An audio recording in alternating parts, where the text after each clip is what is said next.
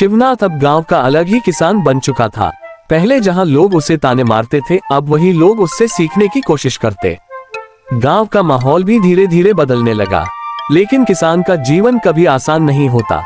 एक बार फसल अच्छी निकल जाए, इसका मतलब यह नहीं कि हमेशा सफलता मिलती रहे।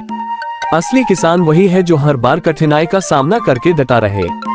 अगले साल जब बरसात समय पर आई, तो गांव के किसानों ने राहत की सांस ली।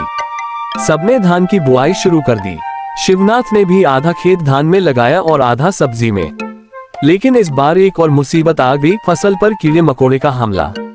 टमाटर की बेलें झुलसने लगी, गोभी की पत्तियां काली पड़ने लगी। गांव वाले फिर बोलने लगे, हमने कहा था ना, ये सब्जी फब्जी का चक्कर छोड़ दो, धान ही असली फसल है। शिवनाथ का दिल बैठ गया। कई रातों तक उसे नींद नहीं आई। तभी उसका बेटा मनोज सामने आया।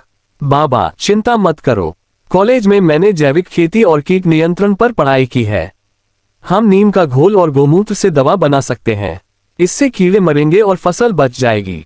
मनोज ने गांव के कुछ युवकों के साथ मिलकर घर में ही जैविक कीटनाशक बनाया और खेत में छिड़क दिया। कुछ ही दिनों में फसल फिर से हरी भरी हो उठी।